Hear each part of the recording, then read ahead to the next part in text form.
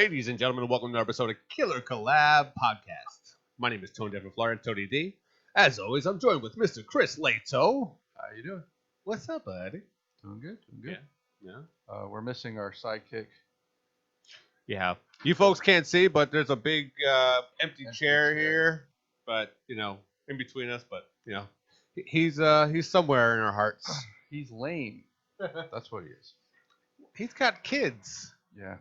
I don't know if they're sick or what, but I think they're off of school. Yeah, I think yesterday was the last day of school. I don't know why they made them go on Monday, but then they're off the rest of the week. It's stupid. That's weird. I don't know. I don't have kids, so I have no idea what school schedules are. No. So we got some exciting news yesterday. What's that? So the Tampa Bay Underground Film Festival is happening in 2 weeks, right? Yeah, 2 weeks. December 1st through the 4th. And my movie Death Blow got nominated for 3 awards, so that was pretty exciting. Did they actually watch it? I hope, I guess. I mean, they picked out the best performance of the movie, so I'm assuming they saw it. But we actually have a guest today. And, our guest. He is the guy that runs the Tampa Bay Underground Film Festival, Reggie Stephens. And welcome to the show. Welcome. Thank you. I'm happy to be here. But runs the festival, I mean, that's kind of maybe slight exaggeration. I am the programming director, which means I deal mostly with programming, but a lot of other things have come under my command by de facto. It's not there's actually a couple of executive directors. There used to be 3, and they were more or less in charge. But yes, I do a lot of the grunt work. I'm the person that most of the filmmakers interacts with by far the most. You're the guy that's out hustling and meeting people and talking about movies and trying to build your festival. I mean, it's been how many years now? This is its 9th year. 9th year. We are shocked as anyone. Well, it's definitely one of the better ones and bigger ones in all of Florida, I think. You guys are probably how big is your festival compared to the others? I would say we're probably middle size. We're definitely a lot bigger than most of the other underground festivals. I don't really know a whole lot of festivals that actually put underground in their title in Florida, but there's a lot of them I would consider to be underground that don't have their title in there, and most of them are much smaller than us. We like to promote ourselves as being the biggest underground film festival in the United States, if not the world, as far as the total number of movies that are in there. Because most underground film festivals really stick to their name, and they end up in somebody's garage or back room of a house or something, or a convention center, or like a hotel convention room. There's nothing wrong with that, but except for audio issues. But as far as we have theater, yeah, we've actually been at a theater every year. It includes 2020 when we were mostly virtual, but I'll get into that situation later. But every other year we've definitely been at a theater, and it is definitely getting harder and harder to accomplish that. We were actually somewhat founded at a theater, so that was the first year was easy, but after that it's just been trying to find a place to put a festival that has as low of a budget as we do, because all of our filmmakers are pretty much low budget. Yeah. It's definitely been a task every single year. This year was the worst. Yeah, and I think we can thank the pandemic mostly for that. It is hard. When I ran my festivals, that's why I stopped. I couldn't find a theater anymore, and I lost the will to find one after so many no's and having to go through corporate and all that other crap. It's really difficult in this area to find a theater that's independent film friendly, and it's a shame. We're kind of forced ourselves into it because except for last year and a couple other years somewhere sprinkled in there, we basically started collecting submissions before we even knew that we had a venue, and then suddenly it's time to make selections and everything, and so at that point we have to find a venue. Right. Last year I emailed you in early November, and you were like, "Yeah, I'm not sure yet," and I was like, "What?" Yeah, last year and this year were complete opposite situations. Ignoring year one, again, we were kind of founded at a theater, but last year we knew where we were going to be before we even started collecting submissions, because theaters were in kind of a desperate situation at the time. Yep. Even corporate ones were willing to work with us, and they got back to us very quickly, and they were was within reasonable rates and whatnot. This year, Spider-Man Homecoming opened approximately 2 weeks after TBUFF last year, and at that point, the industry kind of felt like it had turned around. Yeah. And from that point forward, it was like pulling teeth trying to get them to talk to us anymore. They didn't think that they really needed special events, at least not most of the major corporate ones. But I think they do. Like the theaters now.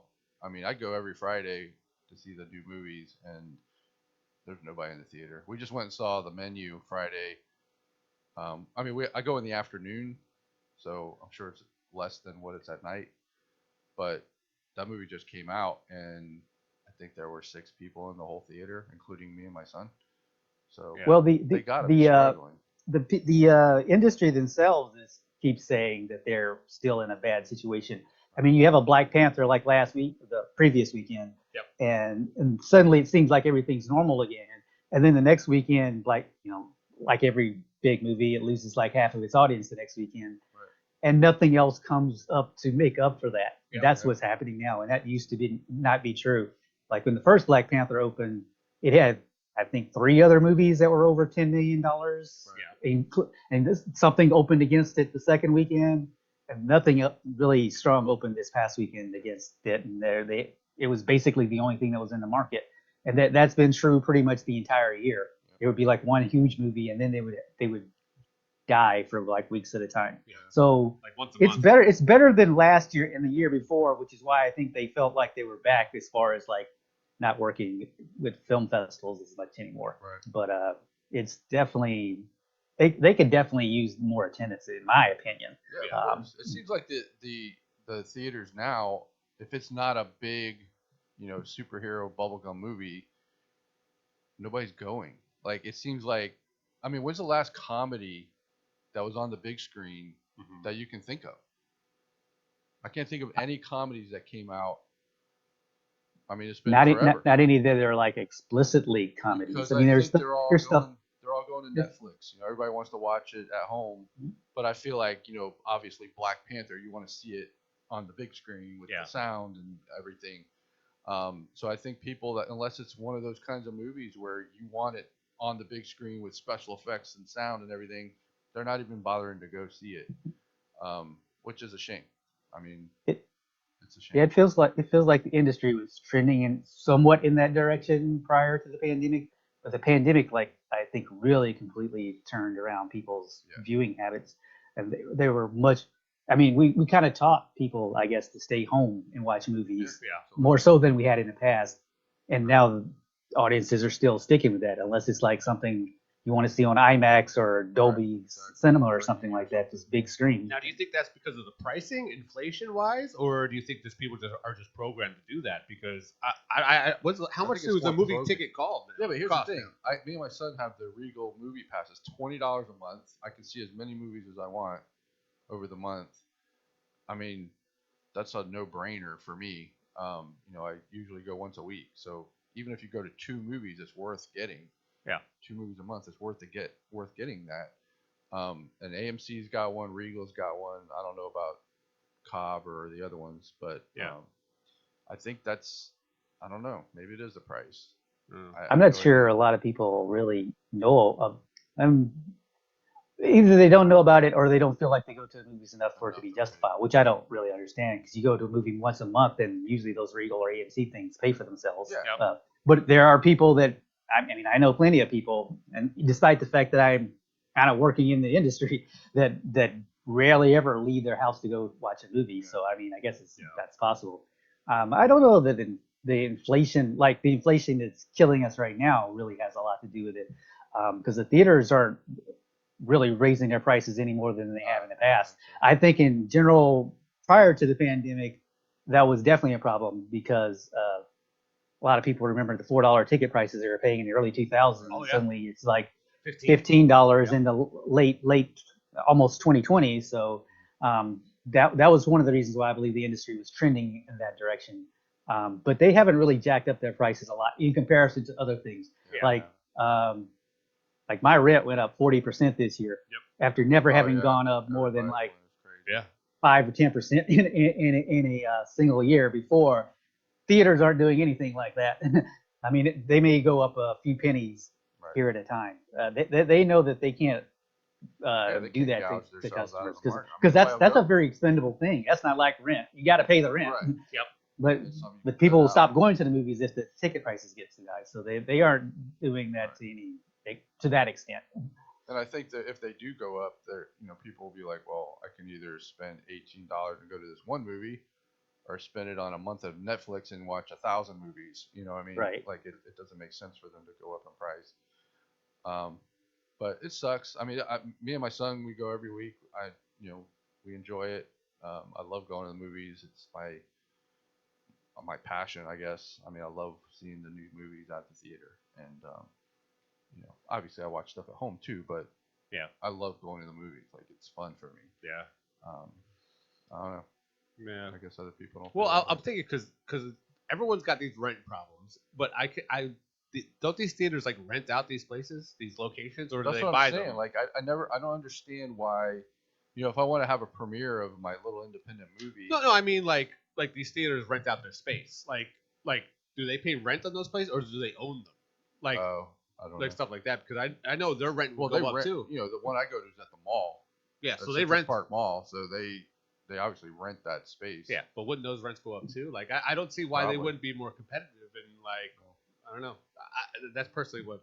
But if you rent out the space where, like for like premieres and whatnot, like I don't see the negative at all. I don't either. My problem is that you have a theater that has 20 screens, and Yeah. you have 100 people come to the theater on a Wednesday. Like I don't know. I don't know how many people would go to the movies on a Wednesday, day and night. I don't know. Yeah. But if I want to show a movie and bring 200 people to your theater, why wouldn't you want that? Yeah. Spend, charge me $200-300. Let me charge my customers to come in, and you get all the concessions, which is what they make their money on anyway. So it just doesn't make sense for them not to want to do that. Yeah. There must be something that they don't like about it for them not to want to do it. I don't understand it. Well, one issue we ran into this year that we ran into it in the past, even with our regular theater that we had for several years. And it caused us one year to actually have to switch the weekend after we'd already set everything up. Is that the distributors have a lot of power as far as the auditoriums are concerned. They will sometimes force theaters to keep movies, or else they won't give them the next movie or something like that. Mm-hmm. And so, even though, let's say, I don't know what came out like 2 months ago, Smile or something like that. I mean, it's been out for a long period of time, and probably is not doing very well on a per show basis. But the distributor might tell the theaters, you have to keep playing Smile, even though it's only doing 2 or 3 people, because we won't give you the next movie. They play hardball in that way. I would say this year it got much worse, and maybe because TBUFF was trapped between Black Panther and Avatar, the sequels to those movies. Black Panther in Disney is Lord, obviously, and they basically said you got to keep this number of shows all the way until Avatar opens. Last year there wasn't really that issue because there was nothing that significant that opened before TBUFF. Right. Even though that's 3 weeks before TBUFF, it still seems to have had some effect, because we were told by one of the theaters outright that was what was happening, even though they had, I believe that was a 14-plex. They had 14 auditoriums, and their business was not great. So, screens? Like, come on. I know they have a movie that's been playing for 6 or 7 weeks that they could shut that down and put it for us. You know what I mean? It's just weird. Yeah. Freaking corporate.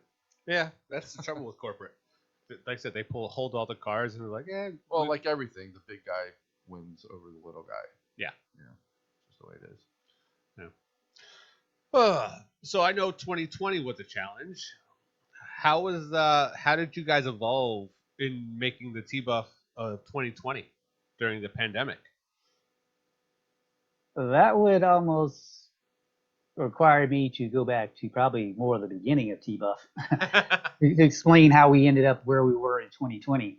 I don't know if you want me to go into that or whatever, Of but course. Whatever you want to talk about. Yeah, okay. So because this is how everything evolved into what it is now. So that going back to the beginning is something that everyone's got to do, right? um, so see, T-Buff's foundings were at Seminole, which is the suburb of St. Petersburg, very elderly suburb, one of the oldest suburbs in probably the entire country. But it had a little theater that used to be an AMC theater. When I first started working there, I'm actually from Alabama, but I've lived in Tampa for a very long time. I've never lived in Seminole. It was just some happenstance involving a woman that's a long story that I ended up working at Seminole about over 20 years ago. And at the time, they were run by AMC. And eventually, AMC abandoned the theater and it became a little independent theater owned by a couple of guys here and there. But at the time that I originally started working there were several people there working with me who were interested in being in the film industry themselves. They're all pretty young, so they weren't. I mean, you're in Seminole, so where are you going to do there?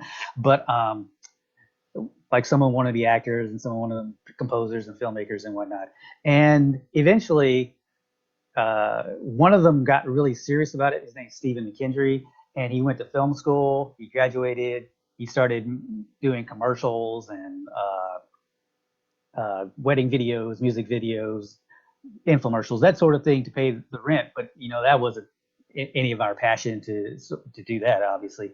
And we stayed friends for years after that. And eventually, one day he came to me and said, like, you wanted to be a writer, which has always been my thing.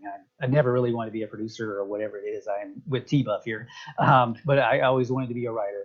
And I have a gigantic mountain of rejections from both publishers and agencies and studios at that point. So I wasn't really seeing that going anymore. He said, "You want to be a writer? I haven't really looked at a bunch of your stuff, but maybe we can collaborate on something because I really don't want to keep shooting commercials and whatnot." And eventually that led to the founding of Liberty Lane Productions.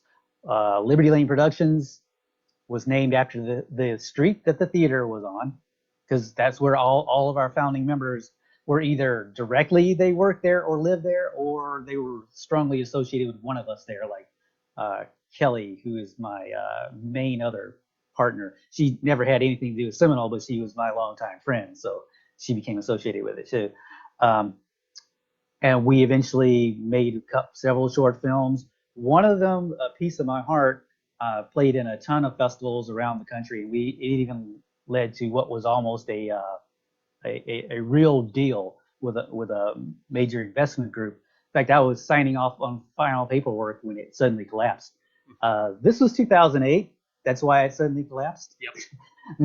Very familiar. Because investors suddenly collapsed themselves, and they got quieter and quieter, and eventually disappeared.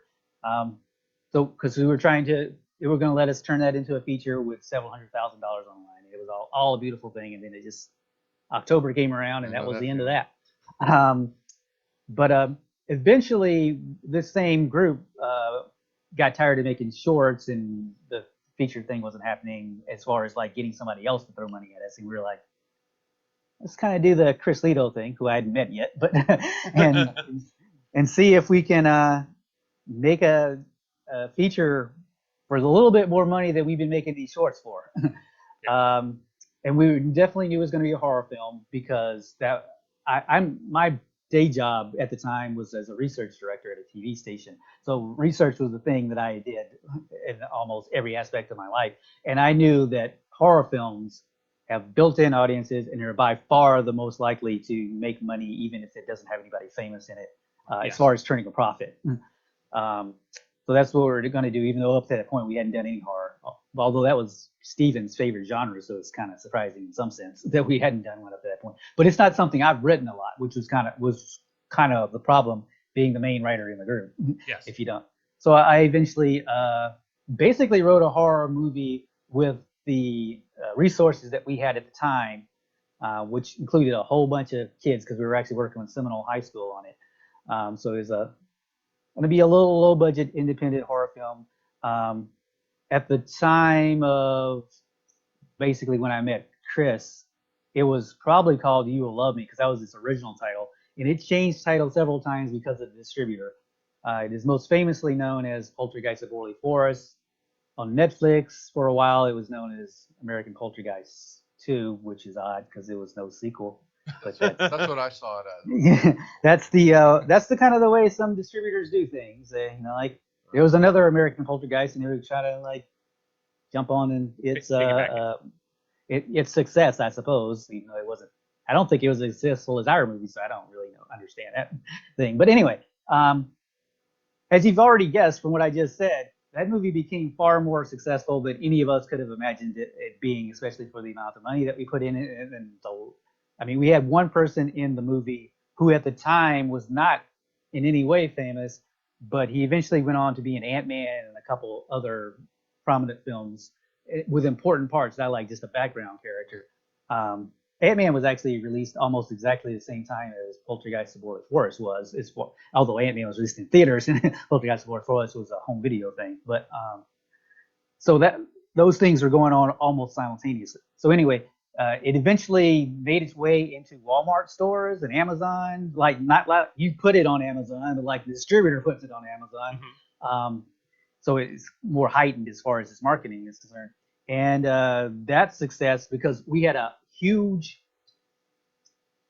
community behind the film. I mean, there was like 70-something people involved with it, and they were all highly enthusiastic promoters of it. So it was kind of shocking. You go into Walmart and initially it was there, and like a couple of days later, it was all gone. And Walmart didn't even know what to make of that. It was pretty shocking because we were told initially we were not getting into Redbox, we were not getting in Netflix. I mean, it could happen, they said, but you'd have to be quite successful. And next thing then I know, I'm having a conversation with our sales agent about the fact that it was going to be on Redbox soon. And that's where things really got out of control. They were definitely very intelligent when it came to marketing in ways that I'm not sure I agree with entirely, but I can't argue with the success of it. Yep. They released on Redbox a Poltergeist of Orley Forest around the same time, because this is 2015, that Poltergeist, the remake, was being released. And people got them highly confused with each other. Genius. And the next thing I know, that very actor who is Ant-Man sent me a text saying, "Hey, have you looked at the Redbox top 10 lately? We're in it." And I'm like, how is that possible? And I looked at it, and there we were, like right in the middle of Will Smith movies and Avengers 2 and stuff like that. It's just like, how is that even remotely possible? And again, I just explained to you how it is possible. So, yeah. And from that point, Netflix took notice of it and they put it on their thing. And next thing you know, I mean, it was a pretty both famous and infamous movie. I don't know how much hate mail I got from people who are like, I paid $1 at Redbox and thought I was getting this other movie. So $1. It did turn a substantial profit, especially relative to what we had going for it at the beginning. We thought for sure we were gonna just lose a bunch of money on our credit cards or whatever. Mm-hmm. And I could get into a long conversation as to why Liberty Lane Productions has not really followed up on that, but it did lead to success for some other people. Like Steven I'm not sure if he's still shooting it now, but he just shot another feature with another production team, and he's fairly successful in what he does in general. And one of our producer who had just graduated from college at the time ended up turning that into a producer job at the Home Shopping Network, I believe it is, the one in Clearwater. Yep. At the time. So a lot of people went on, took that success that we had and turned it into a bigger career. Me, not so much. Even though I was the primary catalyst behind the whole thing, because it was almost too successful for its own good, and I was having great difficulty coming up with a follow-up concept that I felt like would not fail, because the whole thing just seemed like serendipity Like it Oh, yeah. didn't. It did not seem like something that we could replicate, and I didn't want the second one to fail. Sometimes So, you catch lightning I, in a bottle, right? yeah, I could get into maybe later on if we have time at the end of the program because this is mostly about TBUFF, but what we're looking at in the near future because that was a really sad situation where I finally got something together, and then the pandemic hit in a way that is actually more disturbing than it is for most other people as far as how the pandemic affected them. So I'll tease that for like the end because I want to mostly deal with TBUFF here. Okay. Yep. But what this has to do with TBUFF, other than the fact that our first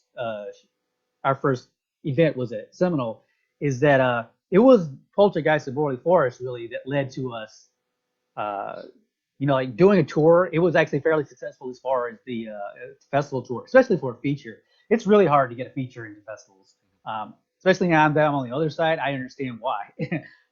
You just have only so much space that you can put out, that you can put movies in. It's much easier to put a 10-minute short into a festival than it is to put a 1.5 to 2 hour movie. I mean, that it is like pulling teeth. And yet we got into over a dozen festivals, and some in California. One I went to in New York, which is just like, I mean, it wasn't the first festival I went to for a movie in New York, but those were all shorts. To have a feature playing, I mean, they thought in New York that it could play by itself. That's just pretty shocking. So the movie got a lot of mixed reviews. There was definitely some people that, other than the fact that they were confused as to what they were renting, there was definitely a lot of critics that hated it. I used to be a critic, so I completely understand their point of view on things. But apparently that several film festivals that had nothing to do with attendance in Florida thought that our movie was good enough.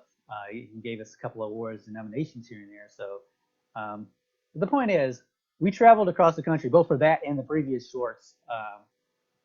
Many film festivals we went to, and eventually it was kind of an exciting process to us. And we were thinking, it'd be kind of cool to found our own film festival and take all the best elements from those festivals and try to put it into our own. Two of the festivals we played at had a mini version of our award, what is now our award ceremony, which they tried to do something that was similar in nature to what we do. What we do is we have almost an Academy Award type one. It is a lot of work, but we actually show clips of each nominee on the screen, and they walk up and accept it and do their speech and stuff. But it's more or less the clips because that, like any festival, whether it's smaller or not, but especially the smaller festivals, there are a lot of shows that aren't going to do a whole lot of people. Yeah. But our award ceremony is like always completely packed. In fact, I'm pretty sure at this point we're going to be overpacked, and I don't know how we're going to deal with it this year. Last year was like the one year we were at a theater large enough with a large enough auditorium, and in a situation in which Omicron was hitting at the time, that it caused a lot of attendance issues. That it was the one year where I said anybody can come to the award ceremony. Every other year except for the one that Chris was at, because it was our first year, so we weren't that big of a deal anyway. But every other year, I had to seriously limit the amount of people that could be in the award ceremony.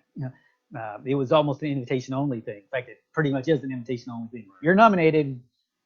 Even then, you may not be able to bring all your people that are nominated. I mean, that's the kind of situation it's gotten to. But it's so exciting for the filmmakers because, like maybe if they had 5 people that they're showing, suddenly 200 people are watching like the clips. And going, ooh, I remember the first year, the one that Chris was at Seminole, a filmmaker came down from New York. He had like 30 people in his Friday afternoon show, which is actually pretty impressive by our standards, or almost any film festival standards, to be perfectly honest. But he's from New York. He's used to being in packed houses and stuff. He was kind of a little disappointed. And then he went to the award ceremony, which I think had about 200 people that year, which again, that's the first year, and that's pretty impressive. And his movie was nominated for a lot of awards, and it was a comedy, so people were laughing a whole lot through the clips that were being shown. And he came up to me after and said, "This is worth the trip down there just for that alone, just to see people laughing." Because it was the first time he had shown that movie at a festival, not to just a cast and crew or whatever. And so he's like, it was so delightful to see that all the comedy bits were hitting, and the touching parts were making people go to awe, that sort of thing. So that's when I knew we had kind of hit on something, and it's become a monstrosity since then for me, because more movies that are in the festival, the more nominations, more videos I have to cut together, because that is my primary responsibility. Probably from like Thanksgiving onward, that is what I'm going to be dealing with. And some years I haven't even been able to get them all together, and eventually I say, sorry, this category just has the list list of the nominees. I just ran out of time because like last year I was in the booth editing on my machine just as the award ceremony was starting. I mean, that's kind of Oh wow. how bad it is with the amount of nominees that we have at this point. How many categories? How many award categories do you have? I think there are 30, not 30? including the audience Wow. awards, which are obviously we don't show clips Right. of that because that can't be decided until the festival is over with, until the very last movie is played. But the main judging the jury ones, they're about 30 of them now. So it's definitely getting out of hand. And Jay Frank, the assistant programming director who's been with us since the start, tells me every year, you got to cut back on some of these. And then we start working on putting together the nominees, and he's like, well, we can't cut this, we can't cut that. Right. He's just like me. you want to like honor as many films as possible, especially the different genres, because there are a lot of genres like horror, except for actual horror festival, but there are a lot of genres that don't get a lot of respect overall in their festivals, you know. So we try to like make sure that every genre has its own award, and so that at least the best of each genre will get some recognition, you know. Right. But getting back to the original point of this, so after that festival tour, we're like, maybe we can do one ourselves. It seems like an interesting concept. And at the same time, this particular location, I know where Chris is. I don't know where you are. Where are you? I live in Seminole. You live in Seminole? Yeah. So you know exactly what I was talking about. Yeah. So at that time in the Tampa Bay area, I would say that, you know, a couple major film festivals had become rather, I don't want to say they were anti-local, but they had aspirations to kind of become the Sundance of the South, right. Which that's already Sarasota's thing. Even at that time, I mean, you can't really top Sarasota as far as like celebrities and things like that. They were rejecting a substantial amount of local films in comparison to previous Florida films in general, to be perfectly honest. And I won't get into what the names of these festivals are, but anybody can probably figure them out. But they had gone in that direction, and we kind of felt like there was a niche out there that needed to that we could take over at that point. Yes. So both the festival tour and that particular situation led us to really founding the festival. And some of us were still working at the Seminole Theater at the time. And so it was pretty easy to convince the owner to let us be there. Little did we know at the time that we started that process, that the theater was going to close 3 months after our festival. Oh, wow. By the time of the festival, we knew that. But when we started getting the submissions and doing everything, we had no idea that. I mean, it was always teetering on the edge because I mean the mall was really old, and everybody wanted to get rid of the mall, but not necessarily the theater. But the theater itself was getting old itself. So I guess that was one of the reasons why it was easier for him, the owner of the theater at the time, to say, yeah, sure, why not have a festival here? So. Except for the fact that we lost a substantial amount of money the first year because we did not know what we were doing. It was fairly successful. I mean, like I just said, the award ceremony that Chris was at, that 200 people were in there, 200 out of 300 seats. I mean, we probably, if we'd promoted it more, we probably could even had more people. So there were enough people there overall to make it seem like it was something that we try to do again. And that Seminole Theater did have like a sister theater that was in South Tampa called Britain. They were once both part of the same very small company, and eventually they spun off into individual owners. So that the Britain Theater did not close at the same time as the Seminole did. And the owner of Seminole, I guess he liked me enough after the theater closed to get me in contact with the owner of Britain at the time, and they were like, sure, we'll definitely do this. And that's where we were for quite a few years after that. But that situation became somewhat tenuous because in the beginning, this 2015 was the first year they were there. 2014 was the Seminole year. 2015 was the first year we were at Britain. The theater was renting out an auditorium to a church, which was not anything unusual. There are a lot of theaters that actually do that. Yeah. So on Sundays we had to like work around the church. A couple years later, things switched over as it flip-flopped completely. The church had taken over the lease and was renting space basically to the theater at that point. So Wow. then we had to start dealing with the church. Things, they became very, very prickly. we had so many issues with that. It wasn't even funny. In fact, on Sundays, we sometimes got to the point of we can't be here at the same time the church is here. We definitely could be there in the mornings when the church actually had service, but they were pretty much there all the time. Not necessarily doing official things on Sunday afternoons when we were there, but they were there all the time. So we haven't compromised our situation. So we eventually had that Britain owner had a connection with the Bellagio Cinemas owner. Bellagio Cinemas was in Carrollwood. So it was more expensive to be there, so it wasn't something we could do continuous. Plus, it was a smaller place as far as the number of seats in the auditoriums. There's no way we could do the award ceremony there easily when there's always about 200 people, and they only had a 100-seat auditorium. So, but we couldn't do. We weren't there continuously at any point, but we were every other year. We would pretty much go there on a Sunday, and then suddenly it seemed like it was okay to be back to Britain on a Sunday, and then we figured out that's particular Sunday. Nope, next year we're going back to Bellagio on the Sunday. But that was a gigantic pain in the ass, to say the least, because you had to move everything Saturday night, which is when we had our big award ceremony and party and everything, over to Bellagio, which was 15 miles up the road on Sunday morning.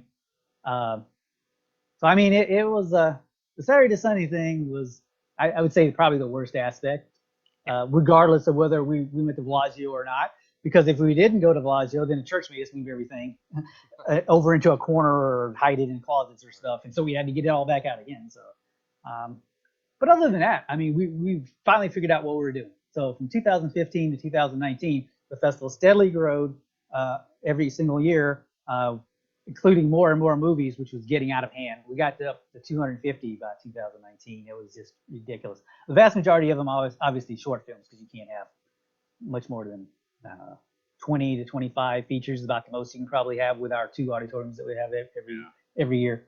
But 200 and something shorts, that was kind of unmanageable somewhere toward the end. But our attendance was just going through the roof. It was absurd. And we lost a whole bunch of money the first year. And by 2019, we had made so much money that we canceled out the first year. So we were back to even. And it's not a profit situation.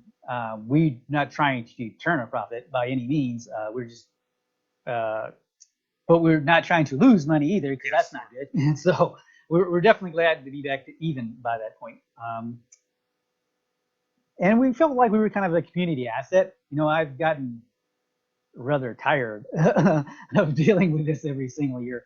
But also around this time of year, I don't have a whole lot to do. So it gives me something to do in addition to it being kind of that community thing. Because I would say that the major festivals that we're talking about, they become definitely a little bit more locally oriented since then. Like the people that were trying to push them to become the Sundance of the South, most of them left their boards, and us and the other 2 festivals actually play a lot of the same movies now. But we play a lot more local movies than they do, because that's just, they're still somewhat celebrity oriented. A lot of their films have celebrities in them. Opening night and closing night, definitely they have a lot of celebrity oriented stuff. And very few of our films have celebrities in them. This year, our opening night feature actually does have 2 well-known celebrities, Eric Roberts and Michael Perry.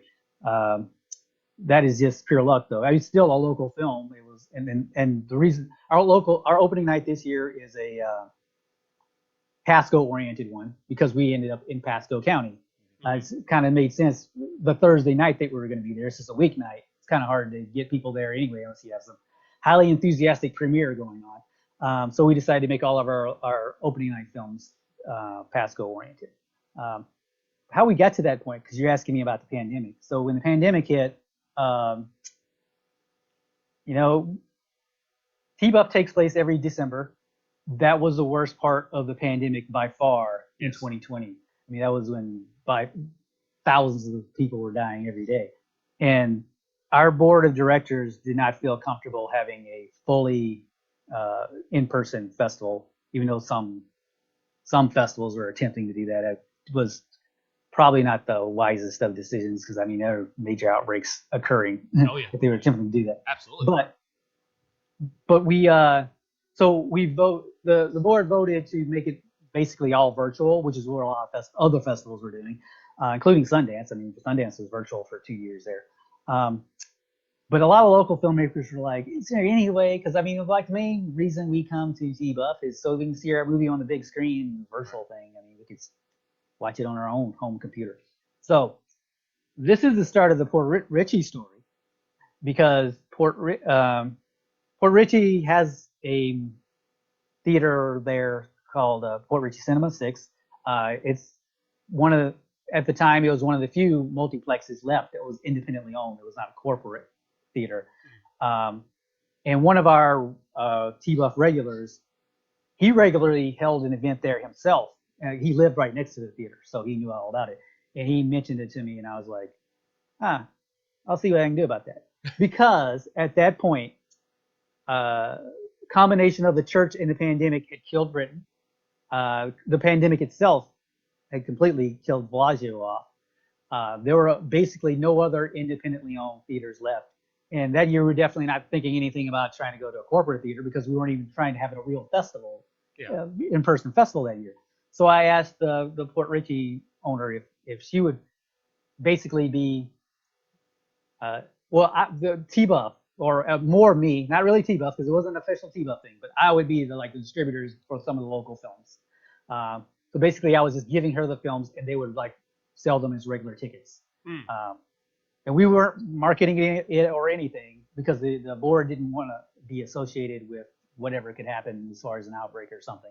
So I told the filmmakers, it's all your responsibility. This is your individual shows. You got to market it and everything. And they did an incredibly good job because I wasn't expecting to get any money out of it. In fact, I thought we might end up having to pay the theater. Instead, she sent me a check saying that it did extremely well. I do know that a couple of the shows sold out or essentially sold out. But they were world premieres and really excited filmmakers who were able to get their people out there. So that kind of taught us a lesson about the marketing from the filmmakers themselves. Even though we do a lot of marketing like this, like what I'm doing right now, I mean, nothing is stronger than the filmmakers who can whip their people into showing up more than anything else. So, the one cool thing about the virtual one, though, the virtual aspect of it, we did the award ceremony virtually. So most years, it's rare that especially an acting person, usually we only have one acting person maybe accept in person. The filmmaker for the movie might be there and accept on their behalf. But most years it is rare that we had a lot of acting people because they're usually on movies that were outside of the market. That year, every single acting person accepted because it was virtual. They were all home sitting there on their computer. So we had a lot of banter, Q&As. Every single movie had a Q&A, including the ones that were from Japan and Australia and stuff like that. That was what we thought was by far the coolest thing about virtual. So the next year, we eventually did get back into, like I said, there were desperate, basically, theaters, and we were able to get into one of the corporate theaters for the first time ever. It was almost affordable. It was close enough that we decided it was worth the risk, and it got us back into Tampa. But we decided to keep some of the virtual aspect to it because, for one thing, Omicron hit basically a week before the festival. That's what really convinced me that we should probably go ahead and try to do at least the ceremony itself. We weren't going to do Q&As. That was way too much trouble. Q&As for individual movies. But as far as the award ceremony, it became obvious to me once I knew who the winners were that maybe 10 of the 30 were going to be there. Yeah. And usually we have 25 or so of the 30 that are there. And a lot of it was pandemic related inflation problems and Omicron itself. We had several cancellations at the last second that were going to be winners. And I was like, let's see if we can pipe in through Zoom, like we're doing here, into the auditorium and see how that works out. It 90% worked out. We were definitely able to get the winners in there, shown on the big screen. So the people in the audience could see them on the big screen, and the people at home could see our audience, the people that won that were actually in the real audience.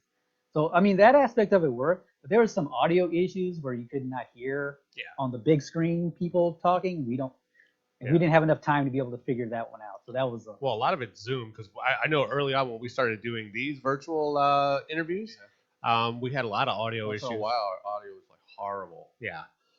And we didn't know why.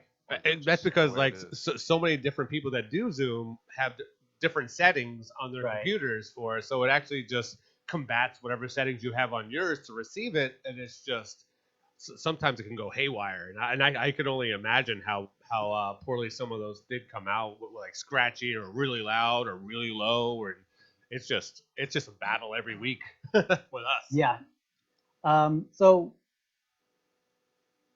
some of the board members didn't really want to try that again. And once I found out, so obviously at this point, I have a pretty good idea of who the winners of the awards are probably going to be. And the vast majority of them are going to be there. This is like, for some reason, it is just pure happenstance. It is probably the most Florida-oriented and local-oriented festival that we've had ever. And it's just happenstance on what the submissions were this year. For some reason, the ones outside of Florida were not that great. So the battle of the python and the gator for the first time this year seems to have gone to the gator. We've had that image back there. It changes every year. We have a different artist do it, but python battling the alligator is kind of our metaphor, so to speak, because the pythons are invasive and the alligators are native. So we have invasive and invasive films battling it out every year. Most of the years, the invasive ones win because it's hard. We don't have a lot of celebrity-oriented films. We definitely get a lot of stuff out of New York and Los Angeles, and it's kind of hard to fight that on a local level, especially since we don't have incentives here. So there's not a lot of films being made. Very difficult. Truly professional. So that's in past years, definitely the invasive ones were winning. The pythons were winning.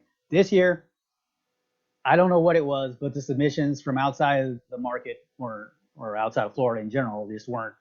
I don't know. I mean, the ones that we have in the festival, we love. They're great. But I mean, it was actually easy to pick which ones we were going to take this year, as opposed to previous years when we were like, there's a lot of fighting going on in the selection committee because you can only pick like 7, 8, maybe 9 features that are outside of the market, really. Yeah.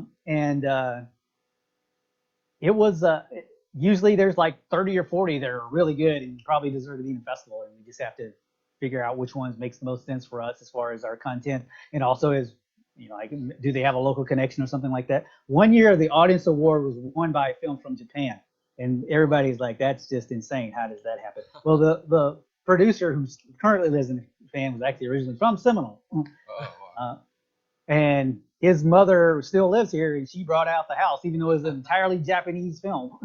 So it was a little interesting. So you never know when something like that's going to happen. I kind of had an inkling that could have happened that year. Now, some other years, I see some little connections here. I know one out-of-market film we have this year, the lead actress lives here, even though it was not shot here, and the filmmaker's not from here. So I have a little bit of hope for that one. So sometimes some of those things happen. But this year, definitely more local-oriented stuff, more Florida-oriented stuff. And it's just happenstance. It's not because we said we want to be more local or Florida-oriented. It's just happenstance. So, but we still will have to do something a little bit virtually with the ceremony because Port Richey, which is where we ended up after we came to the conclusion, the corporate theaters weren't working out, and that's really all that was left. Even though Port Richey, that's like way out of our bounds because we've been in South Tampa for years, but it doesn't seem to be dampening enthusiasm that much. We had a couple of complaints in the beginning, but definitely most of the local filmmakers are showing up, and we're definitely getting a lot of people from outside the market. We have our first international one since 2019 coming this year. One filmmaker from South Africa. I just had to sign off on his visa, and that was pretty shocking to me. Once we talked to Port Richey and got back over there, we realized we had one major issue, which was the award ceremony, and that their largest auditorium is technically 90 seats. You can probably squeeze in 100 with folding chairs and whatnot in there. And like I said, last year was the lowest, even though we allowed anybody to come, last year was like the lowest attended ceremony ever at 150 people. Most years I have to really clamp down and be like, you can only bring 3 people, you only bring 2 people or whatever. 100 is not going to get it. Yeah. So we're actually having to simulcast the award ceremony across 2 auditoriums. So that requires us to use Zoom, because if somebody accepts in one auditorium, it's not just a matter of the videos. That's easy to do. You just have the videos guy accept it and then run across to the other theater and do another acceptance. Yeah.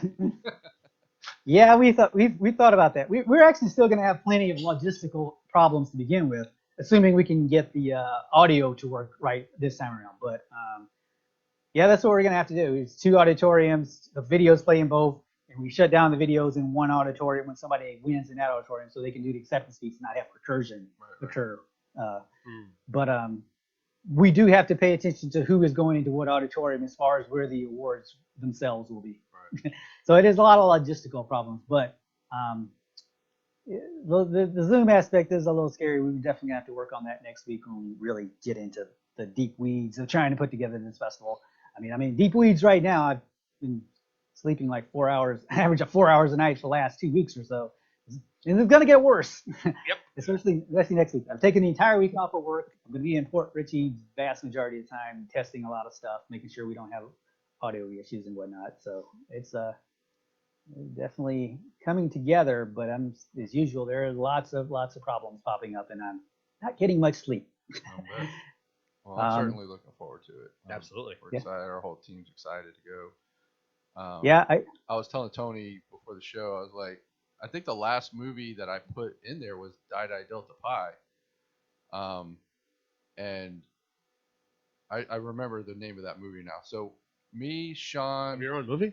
Me, Sean, my girlfriend at the time, and Bob Glazier were there to represent. And we walk in the theater before the movie that was playing before ours was called LA Slasher. And the theater was packed. Like there was no seats. So there was a few seats in the very back row. So we went and sat there and watched like probably the last 20 minutes of the movie. And I'm looking at Sean like, man, we're going to have a lot of people, watching Delta Pi. We were all excited, right? So as soon as LA Slasher finished, every single person in the whole theater left. And we were the only 4 left in the theater. We were just kind of like looking at each other like, oh my God, this is ridiculous. Like we were so sad.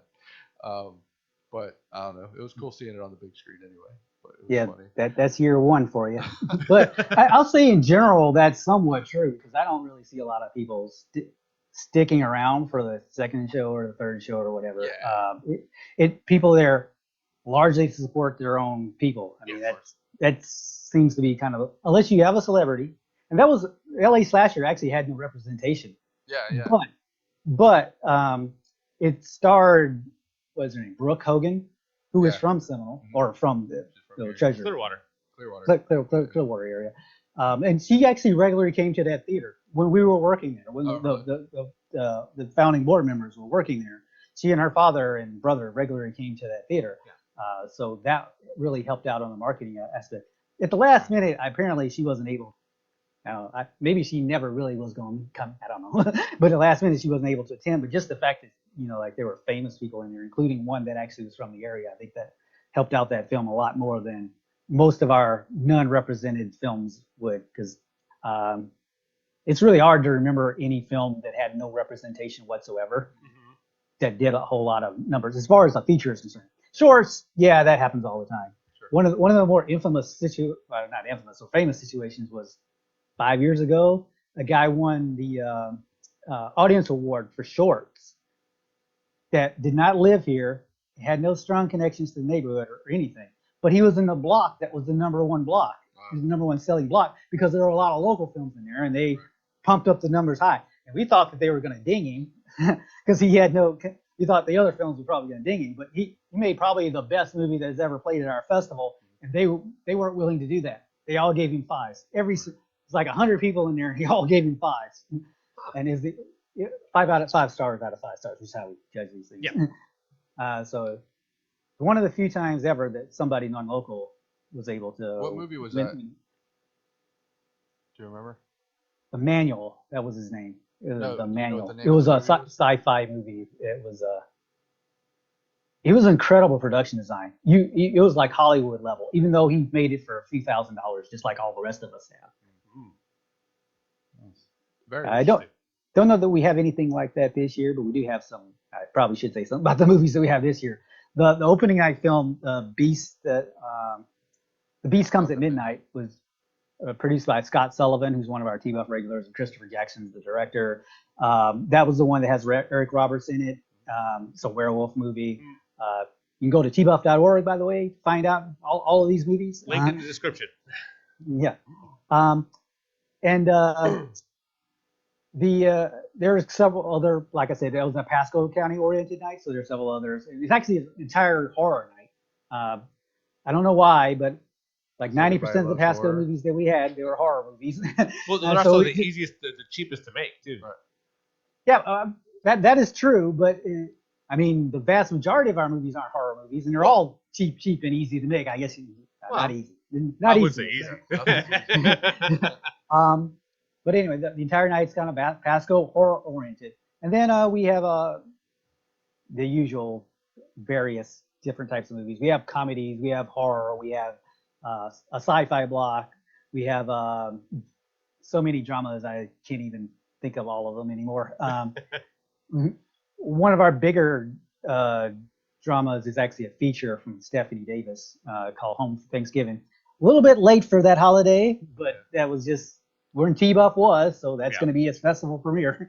And it's a sentimental thing dealing with a mother whose husband just died, and all of her trying to get Thanksgiving together for all of her children and whatnot.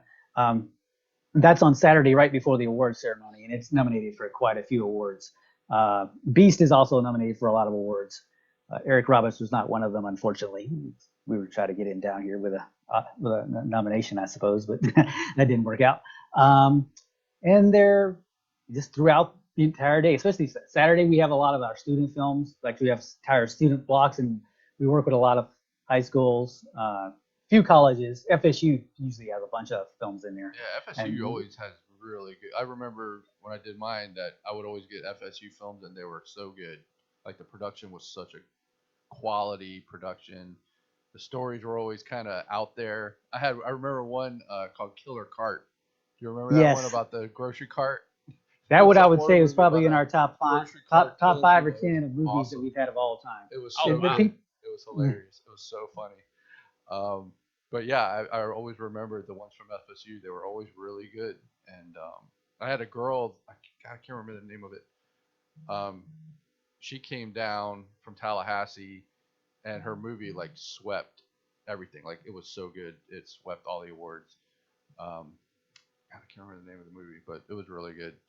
But yeah, Tallahassee always puts out really, really good stuff for some reason. Maybe they got a really good film program or something. Yeah, they do. It's one of the top ones in the country, probably up there, maybe approaching USC level at this point. I mean, it's anything we get from them, we pretty much have to put in a festival, not just because at this point we're kind of loose association with them, like we work with their film department directly, but also, I mean, this is better than almost everything else from other film schools, even much less from just like standard people on the streets trying to shoot something. I mean, they're excellent.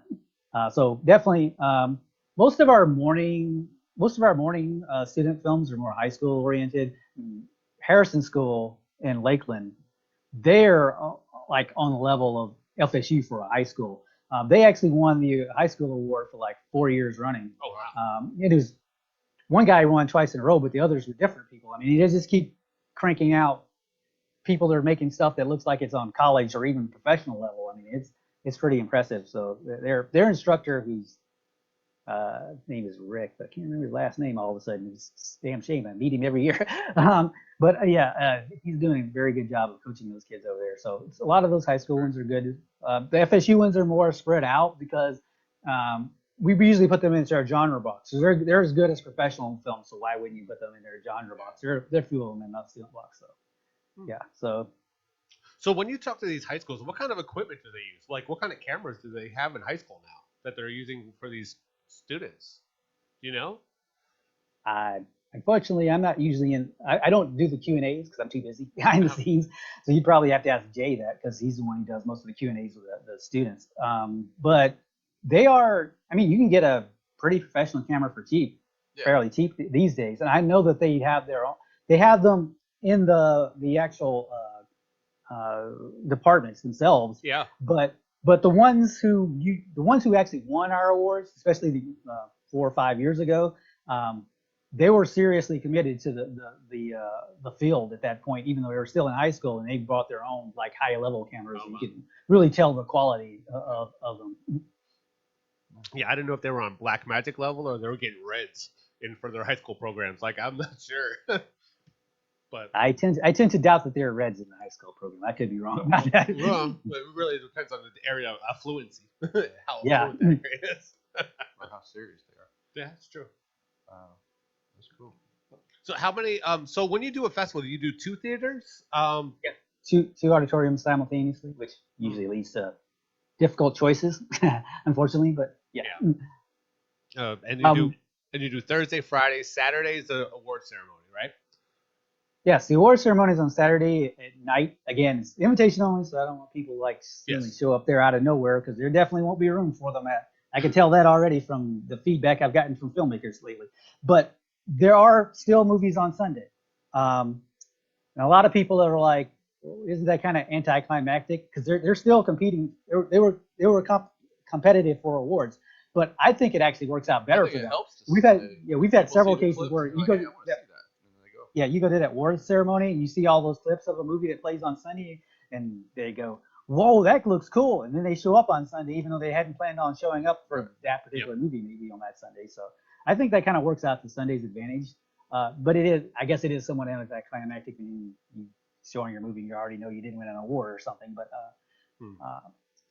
the audience award, every now and then we will award that on Sunday if it's a like this year. The 2 closing night movies, the closing movies are both features. So we will probably know before those features even finish who will have won the audience award for shorts. We would know for features because they haven't voted yet. Yeah. So usually we don't announce that till Monday. But every now and then we're able to announce who won, like either the short or the feature, depending on what the closing blocks are.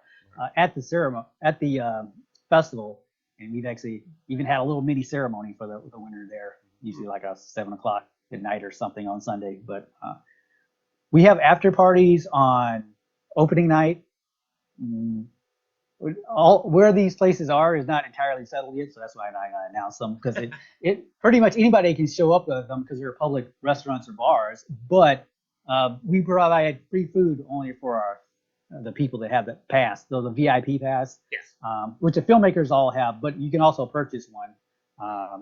I think it's $35 this year. I don't remember what it is, but that allows you to go to any of the after parties, attend any of these screenings.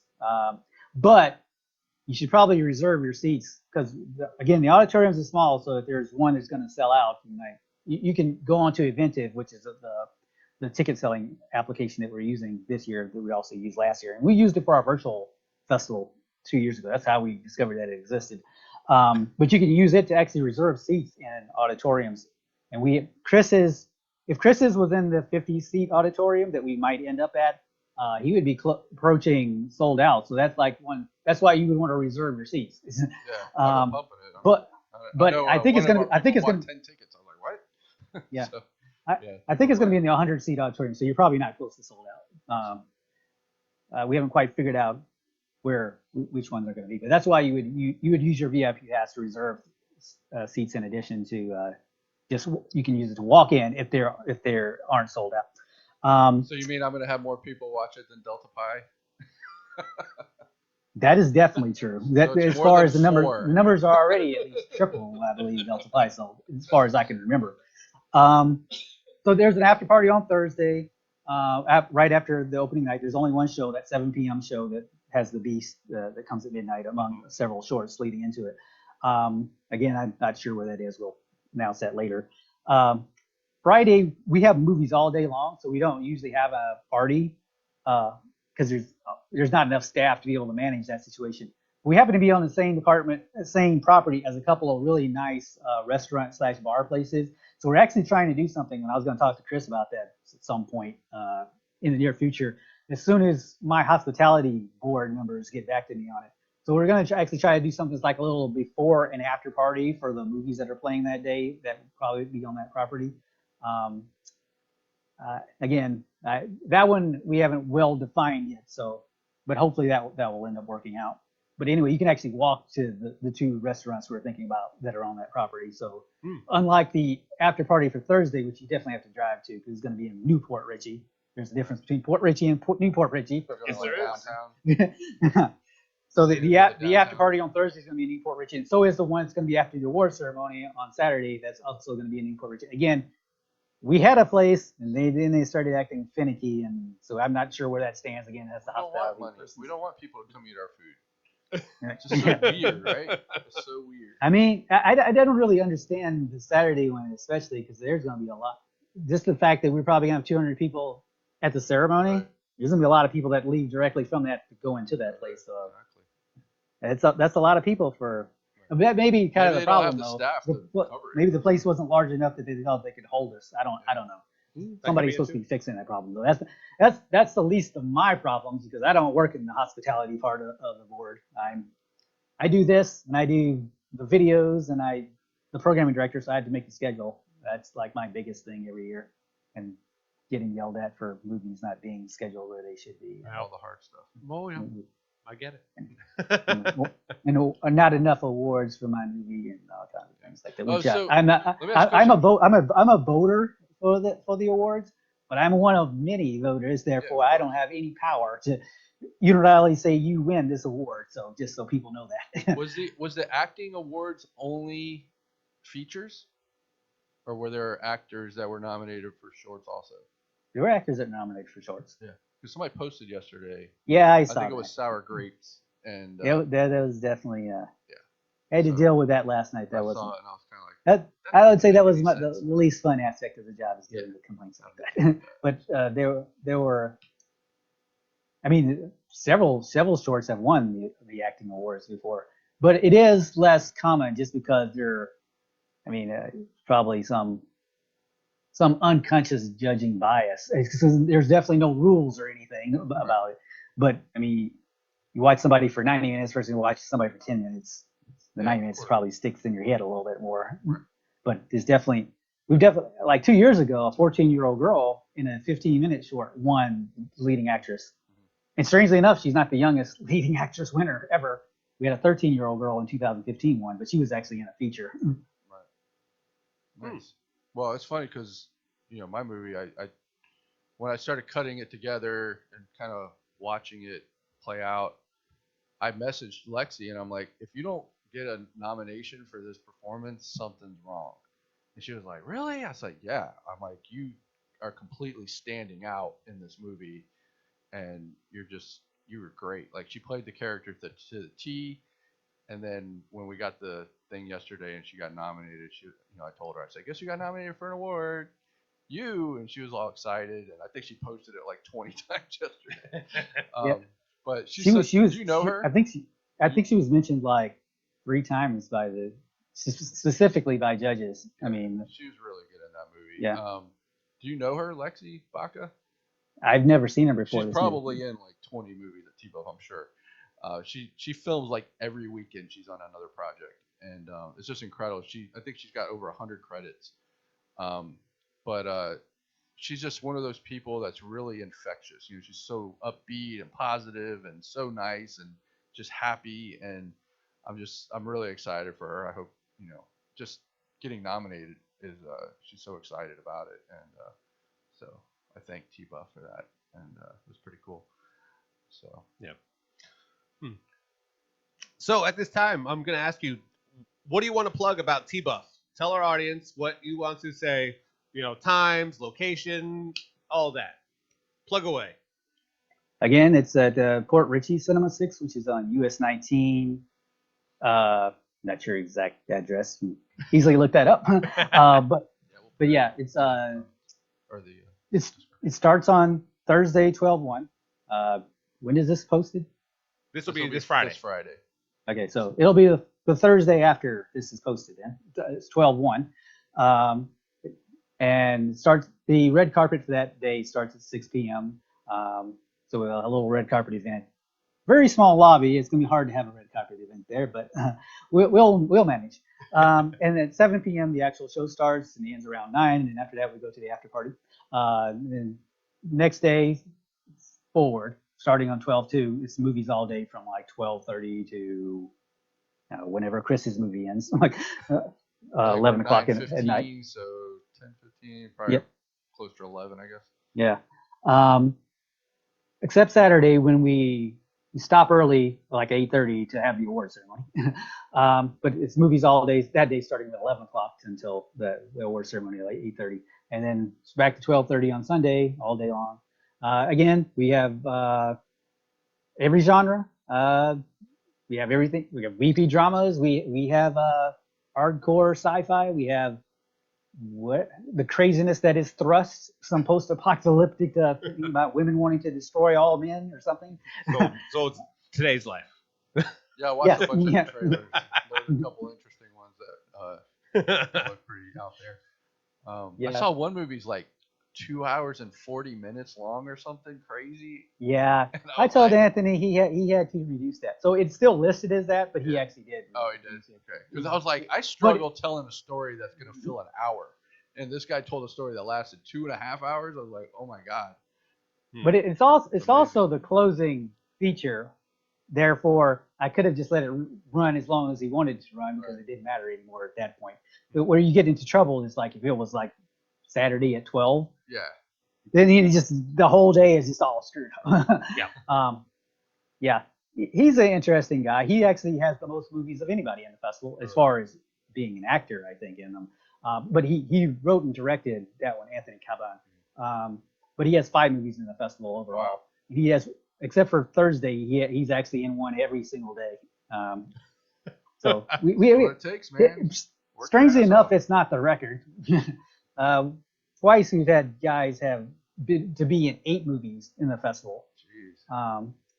One of them we actually even gave him an award that year, like the Being in actor the of the most year, movies. because it was such a crazy thing when we realized he was in 8, and then very next year another a guy that he co-starred with, by the way, in one of last year's movies. So they both probably been in the festival about the same amount of time most of anybody. Right. It's pretty amazing, and they're both in the festival this year. So Hardworking actors in Florida. That's what it takes. Yeah. Like I said, that's how Lexi is, man. I told her, I said, TBUFF is this weekend. You're not allowed to film that weekend. And she's like, okay. I was like, Jesus, and it's incredible how many projects she's in. Like every weekend, she's filming. And I don't know. I know of 3 movies she's in. Rick's Halloween movie. Oh She's yeah, in my I movie. forgot about that. She's in a movie. I think there's people on a raft or something in the middle of the ocean. I don't know, but I know she's in that movie. So Birthday she's got to Party? be in a couple more. You talking about Birthday Party? Hang on, let me find it. Yeah, I think that's what you're talking about because that's the only one I remember where there are not too many movies that were shot where people were sitting on a raft, but I didn't remember her being in that. But then again, you guys have to understand something. I started watching these movies like in May.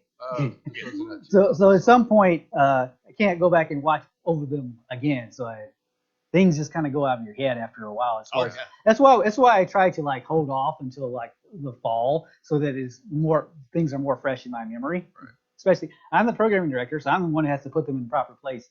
And every now and then I'll forget a movie, what was in a movie. It's more specifically not so much what the movie was about, like something very controversial. I remember there was one year where a very disturbing student film. It was still a student film, very disturbing as far as what the girl was doing in there. And I completely forgot about that one disturbing thing that she did in there and scheduled it in a student block with a bunch of high school films. And I realized that when we were testing the movie, I went, "Oh my God, I can't let." I mean, Right. we work with these high schools. I can't let their parents come in here and go, "Ah." And so I had to contact her like right then and there and be like, "I need to move your movie somewhere else. It can't be in this block." And it's just because it was like months ago when I previously saw it and was like, "Oh yeah, this is a really good movie," and blah blah blah. And this is what the plot is about. So, but you forget about specific things. Yeah. Right. and so that's why I try to like watch them. That's why things get so bad toward the end of this whole thing. Like in our deadline is usually around October 1st, so I usually end up crushing as many movies as I can in September. And from that point onward, things we have to select the movies, you have to make a schedule, start getting all. And this year we had to deal with the location as well at that point. So from basically September onward, it's just like nonstop hell. Yeah. Well. And I do have another job, a real job, and it's actually related to political. I work at a TV station, so we have to deal with the political season. So that was going on at the same time. Oh my god. That's yeah, never man. fun. Nope. The odd number years are my favorite years of dealing with TBUFF, because the even number years we have to deal with political at my regular job, and that's just hell. And so I'm simultaneously working both at once. It's just not. I mean, I'm simultaneously always working both at once, but I'm working like twice as many hours at my station job. Yep. At the same time, I'm dealing with TBUFF. Right. Man of many hats. Man of many hats. So earlier in the show, you left us on a cliffhanger. Oh yeah. So I do get that question quite often. Like one year at TBUFF, we did a how to make your movie successful, like our movie was successful. And that itself was already several years after Poltergeist and Boy Forest was released. And the question immediately comes up, why do you do something after that? I mean, and again, my main problem is almost everything I write is epic. Right. I mean, almost everything is a bunch of different locations, bunch of different characters, and probably expenses out the wazoo. So, and I can't think any other way. The Poltergeist of Borley Forest itself is known as being an epic independent horror film because we filmed it in 30 different locations, had 70-something people involved. It took 3 months, and then there were pickup stuff after that, but it took 3 months, the primary shooting. And it was actually 3 different counties. TBUFF has been in 3 different counties now, and we finally made it to the 3rd county, which is Pasco, and 1/3 of Poltergeist of Borley Forest was shot in Pasco. Another 1/3 was shot in Hillsborough, and another 1/3 was shot in Nellis. So that's why that people think of it as being like an epic independent horror movie. Basically, it's like The Ring, but it was shot on Paranormal Activity's budget. I mean, Yeah. So anyway, it took me years to come up with something else that I figured that our team could probably do. In 2019, I came up with it finally, and somebody's knocking at my door. I'll check on that in a minute. But so many years, in 2019, I finally came up with something that seemed like it was a really good idea, And I finally, working on it at the same time as TBUFF, I actually managed to completely finish a screenplay a full feature-length screenplay for the first time since I did that one like 10 years earlier.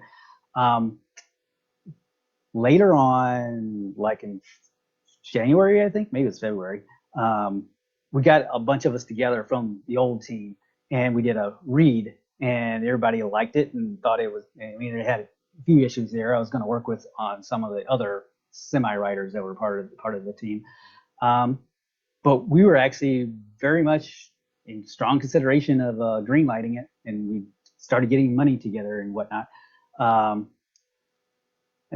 This is again February 2020, basically, right? You know what happened shortly thereafter. Every one of us knows what happened shortly thereafter.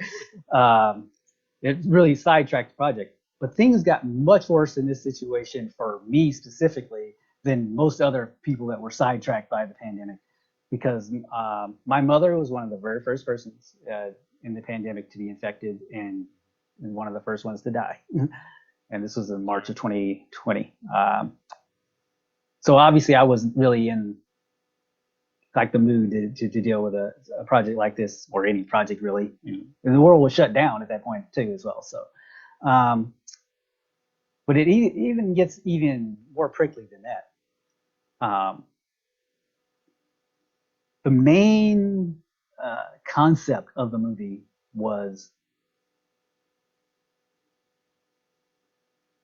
a mother. Okay, so the protagonist has a mother and the whole concept kicks off when her mother dies. So in other words, that was the entire catalyst for everything that happens in the movie. And the whole movie, I mean, it's a kind of a horror sci-fi sort of thing, but there's a lot of intimate drama there, especially dealing with the mother's death. And the way that she dies, it in the beginning doesn't seem like it's suspicious, but it turns out to be something unusual, and which is what happened with my own mother. So I wrote that like 2 or 3 months before my mother died of what was at that point a mysterious illness. So I really didn't want anything to do with that project for a while.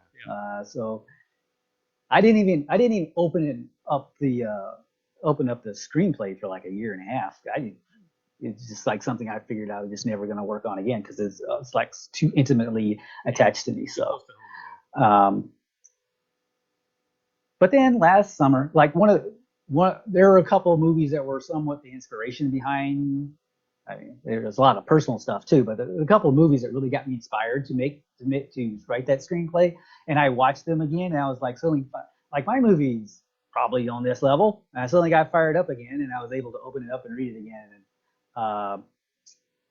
I won't say the project is back on track, but I'm definitely more enthused about doing something about it. And maybe I don't know that I really want to dedicate it to my mother's memory because of what happens in the movie is not something I was actually wondering if I was even going to mention to my mother I was making this movie because it's like something that I don't think that she would really want to.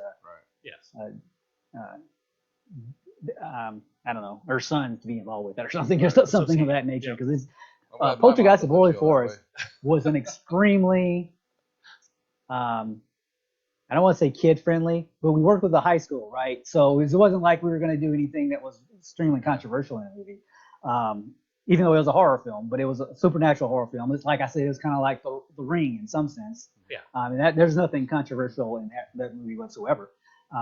This one is definitely much different. There's a lot of much controversial stuff in there. So, but at the same time, I mean, the connection to my mother is just so strange that it would be almost impossible not to dedicate to her to some extent if we were to actually go ahead with the project. But anyway, I've been talking to Chris about that, and after this festival's over, I'll probably be talking with him more about that. It's something maybe he could help with. Absolutely. It's funny because when I saw you at Rick's thing, me and Rick were talking, and I was like, "When are you gonna make a feature? Like, you make all these shorts. Like, when are you gonna make? Oh, I don't have the money," and just like boo-hoo. And I was like, "You don't need any money." I just started picking all my movies up. We made this for $1,200. We made this for $3,000. We made this for $2,600. And so a couple days later, he messaged me on Facebook, and he's like, "You really got me thinking, and I think we should collaborate on something." I'm like, "Okay." So write a script. It's got to have these elements. And it's got to be made for less than $3,000, and we'll do it. He's like, okay. So he just sent me script pages today, and we're planning on shooting in April. So it just happens, and you got to make it happen. So a lot of people in the area they make excuses for not doing things. Well, it's like there's no excuse. Just do it. Even if it sucks, just do it. Sucking at something is better than not doing anything. Because you learn from that and get better from it. And, it's hard telling people that because they think everything has to have a $100,000 budget or $1 million budget. And that's just not the case. I'll say that one other thing, because it is very related to what we're talking about here, that's kind of probably left me not really wanting to deal with it. I mean, the main thing is I just didn't have the idea that made any sense for us to try to be able to shoot. So, I mean, I have like 20 screenplays lying around.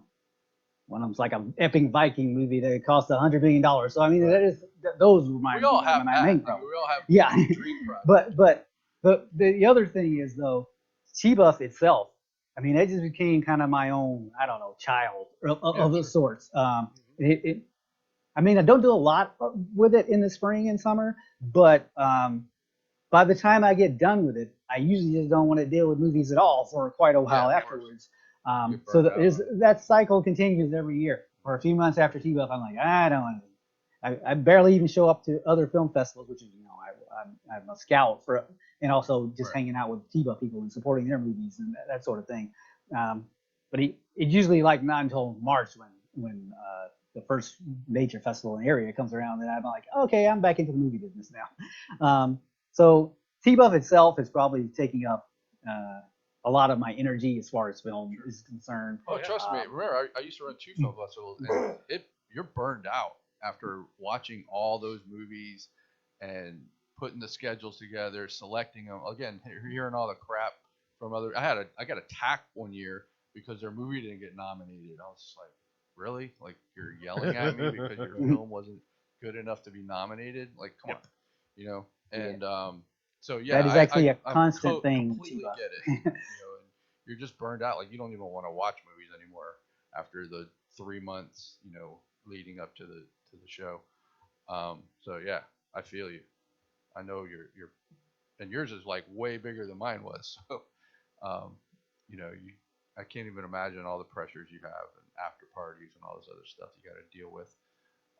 But we all appreciate it in the area, you know, what you do and the effort you guys put on. I know a lot of people are excited to go see it this year, especially after the last 2 years of really nothing going on. It's hard, you know, people want to get out and show support for each other's movies, and so fun. Yeah. So far this year, it doesn't look like a Omicron surge type thing is going to happen because that definitely had an effect on us last year. I mean, we're knock on wood. So far, everything seems to be trending in the right direction. Yeah, this year compared. Yep, absolutely. Well, thank you so much, Reggie, for joining us on the Killer Collab podcast. Thank you so much.